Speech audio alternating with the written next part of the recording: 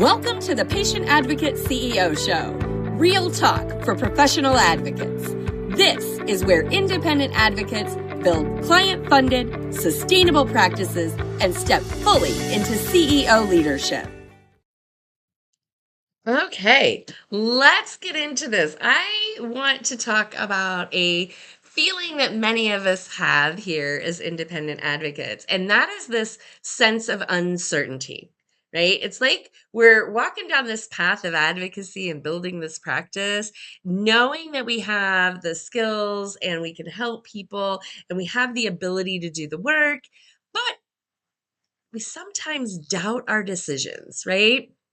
Feel a little bit lost about the next steps that we want to take in our practice. I want you to know that you are not alone in this. Okay. We've all been there, grappling with how to shift from feeling like just a supporter and just a helpful friend or family member to truly owning our role as professionals.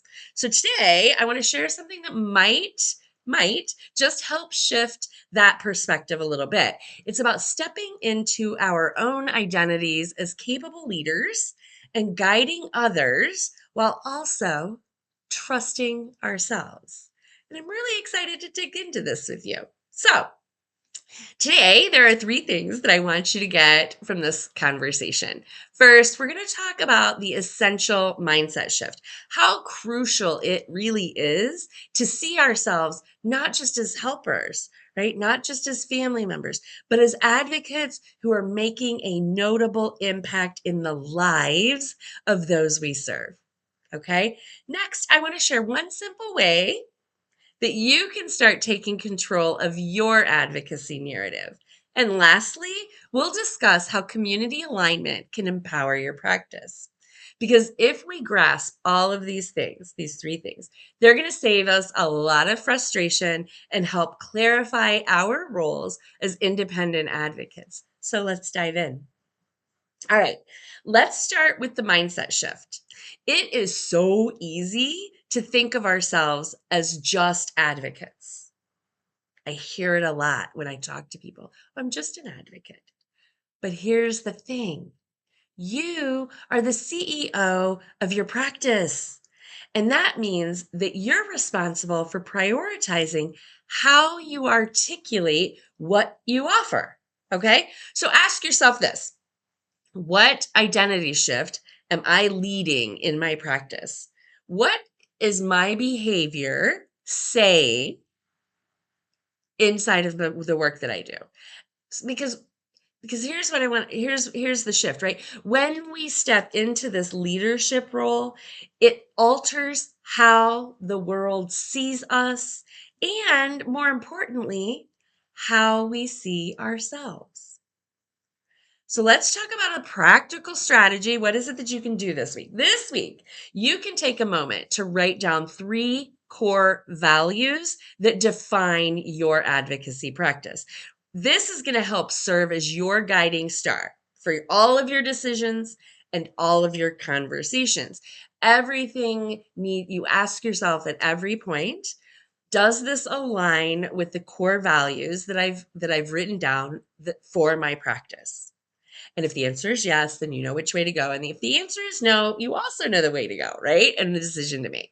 So now that's your practical strategy. I want you to do that. Write down those core values and start using them as your directional star, your guiding star for all the decisions and conversations that you have inside of your practice. Now, let's get into this narrative control. I want you to stop asking, what should I post this week?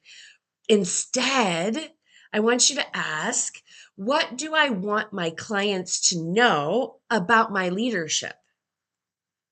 What do I want them to know about me? Because this question is going to help frame all of your content into something much more impactful instead of just noise. There is a lot of noise out there on the internet. Don't be part of the noise, right? Get specific and make sure it's impactful message, right? So you can go ahead, create one post this week that clearly shares a recent success that you've had with a client or a strategy that you've implemented successfully into your business. All right. I want you to use it as an opportunity to connect with both current and potential clients. All right. And finally, let's talk about this idea of community alignment. Listen, this is not just about joining a group, okay? That's not what I'm talking about.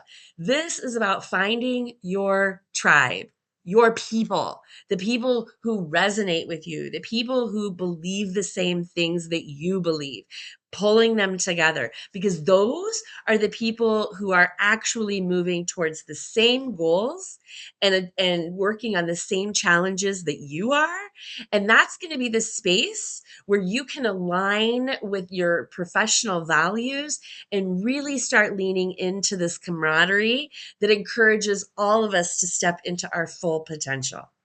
So make sure that you are joining groups and putting yourself in spaces where your core values align with others so that you can truly collaborate. All right.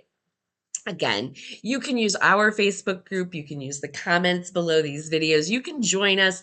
There's lots of places, but pick some place and start engaging in a conversation this week, right? Offer your perspective, ask questions, and see how that interaction can actually shift your energy. Okay, so let's take a step back. Understanding that we are more than just advocates changes everything about how we see our influence in this field. It is not about titles. Okay. I want to make that clear. It's not about the titles we hold. It's not about the leadership actions. It's not about the titles that we hold. It's about the actual actions that we take, the leadership actions that we take. Because remember, you do not need permission here. This is not about permission. This is about a plan, right? Because when we shift from feeling like we need to ask for validation to actually creating our path, that is when we empower our practices, our clients, and the impacts that we're making in ways that echo far beyond our immediate surroundings. I hope that this conversation brings clarity to your next steps as a patient advocate CEO. You are not alone. We're in this together. Be sure to subscribe to the channel and join us on our Wednesdays for our weekly advocacy power hour every Wednesday at 4 p.m. Eastern Time. If today's episode helped you think differently about your work, don't stop here. Independent advocacy doesn't grow through more information. It grows through clarity and execution. So your next step is simple. Join us inside the weekly Advocacy Power Hour for free practical training every single week. All the links are below.